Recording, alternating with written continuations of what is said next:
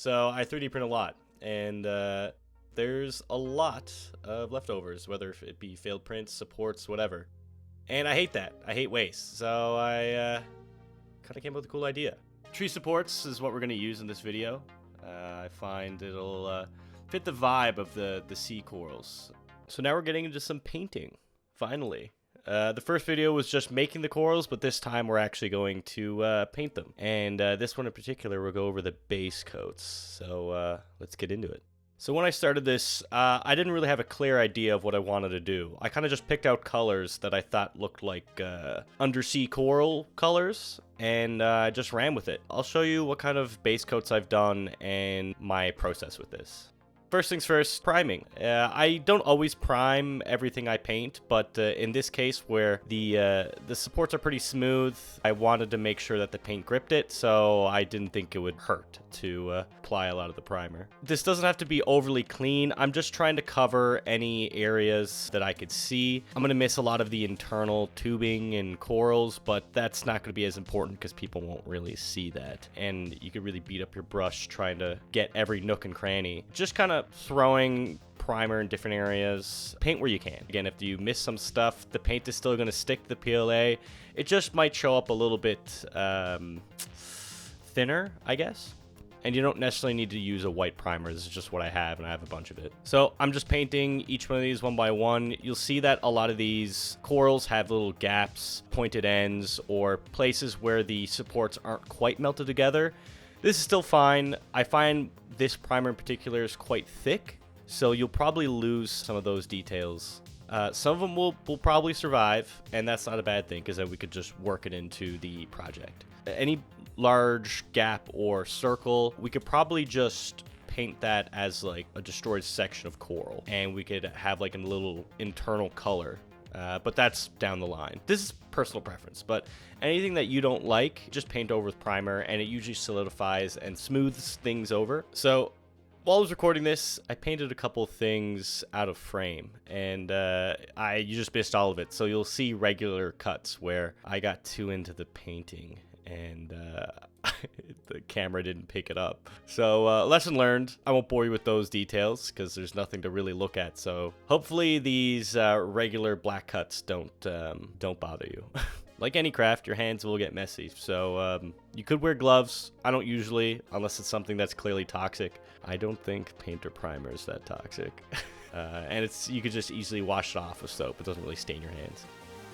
I will take a moment to just look through each piece, mainly just to show you guys the before and after of each coral. So I want to show the unpainted version, the prime version, and then the painted version. I'll try to do that for each one. Sometimes I forgot to do it, or I didn't do it in the frame of the camera, so I will have to cut that out.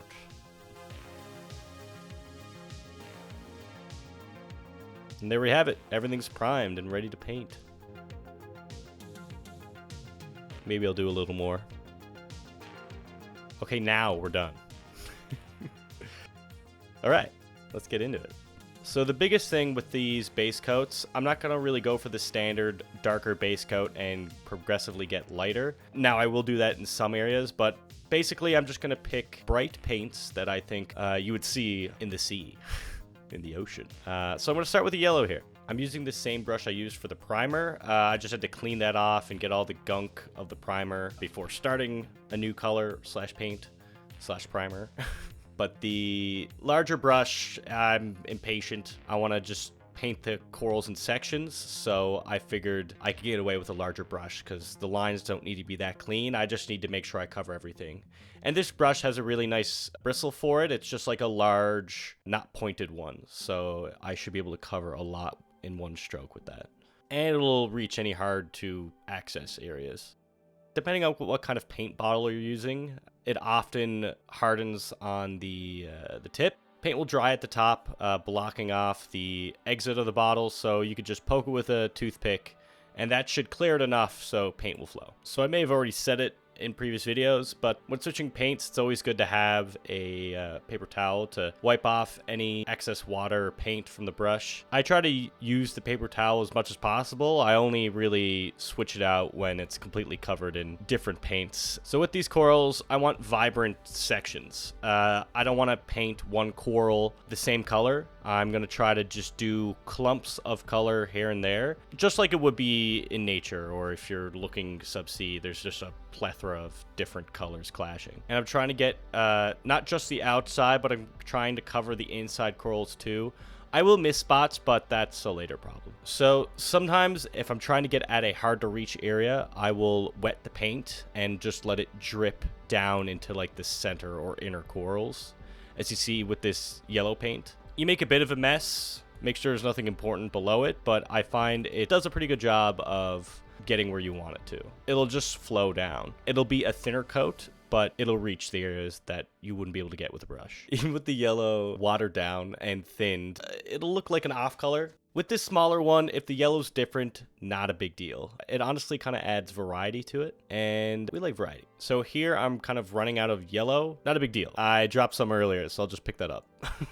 And honestly, while this is a lighter shade of yellow, it looks cool, and it'll be a similar coral.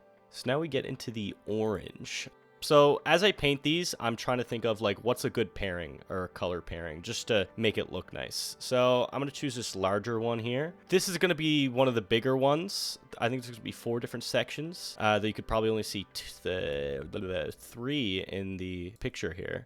Especially with the larger corals, it's always good to twist as you paint, just to make sure you're covering everything methodically, because it's so easy to miss little gaps here and there. You could pretty much finish painting something and then set it down, look at it the next day, and realize you have gaps and missed blank spots everywhere. Just that's how it goes. So I'm also gonna use the same orange to pair with this yellow. I think the orange and yellow are just gonna look cool together. At one point, I accidentally spread the orange onto the yellow, and I thought, hey, that looks pretty cool. Well, it's not really a brighter color, so I don't know if you could say highlighting, but all the higher points I just dry brushed with the remaining bits of orange paint, and it turned out pretty good. A lot of these techniques I'll just stubble into.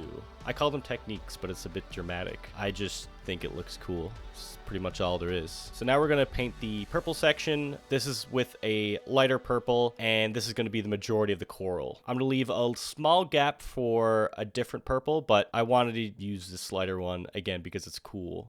Now that I've painted a couple of these, you'll see in the bottom left here that I've clearly left some gaps. Again, I don't want to paint one coral the same color. I want to try to split it up, but obviously if it's a smaller coral, I'm only going to do maybe 2 sections. The bigger it is, the more sections I'll break it up into. And there's no hard and fast rule with this either. So now with the lighter purple, I'm gonna do some other smaller bits like this already purple coral. With the different sections, I'm still gonna try to half match up the corals in just like complementing colors, or what I think is complementing. That's probably a matter of opinion, but in my opinion, these I think pair well. So with this lighter purple, I'm gonna have a purple and a yellow, and a purple and a slightly darker purple. In the next video, I'm gonna try to detail these so that they kind of look like they go together. And then we go for the pink. I've used yellow, orange, purple, and now pink. And I'm just trying to imagine what colors corals would be. I looked up some pictures and they're pretty all over the place. So you really can't go wrong as long as it's a vibrant color, which is the cool part of corals. Well, there's a lot of cool parts about corals, but that's a different niche entirely. And I painted outside of the frame again, so we're just going to skip this. Now we're going back to the orange I was struggling with opening earlier. This orange is, I guess, a bit lighter than the red orange that I painted with first. Hopefully this will still look good in comparison to the other one, and it'll still set it apart. Again, most players probably wouldn't even notice this, but I would notice it, so I think about it. Continuing the trend of orange painting over the next section, like the orange and yellow one earlier, I decided to do a similar thing with this pink base layer. Basically what I'm going for is that I want the coral to look a bit more unified. Like maybe it's a similar species of coral, but when it matures, it kind of shifts to a pink or an orange or a yellow. Again, I might be way overthinking this when I'm painting it, but I like to paint things with a bit of sense or logic, perhaps. So because I still have a lot of white primer on this larger coral here, I go in with a red paint. I try to cover any areas that I missed, and I end up getting this cool, like, darker upper area, like whatever part of the coral is facing the sun, and I started to really like how that looked, so I did more. And I started going down the sides and trying to dry brush it, but I realized I had too much paint on my brush, so it ended up being a much more solid coat, which honestly still looked cool, so I ran with it. Since I placed the red paint on the top area of the coral, I want to do a similar to the other orange one, just to be consistent. So while I could do everything completely different, I do want some sort of, I guess, commonality between corals, so that when you place it on a table, they do look like they should be together. It's like a common species or whatever. Again, you don't have to do this. This is just something I need to do, because if I don't connect things, it'll bother me. So in kind of unifying one coral piece, in the orange and yellow, I kind of dry brushed over the yellow part. In this case, with the pink and orange, I tried to focus more on the bottom and tried to lay the paint a bit heavier. It was already quite watered down, it was running low, but it kind of provided this gradient effect rather than the highlight of the yellow and orange. So to avoid making this video too long, I'm gonna have another part, and that's gonna be going over the finer details of the corals. You see in this video, I put a lot of pictures of the finished coral, so I'll teach you how to do those, or show you. I don't know how much I'm teaching. I hope somebody's getting something out of this. Okay, cheers.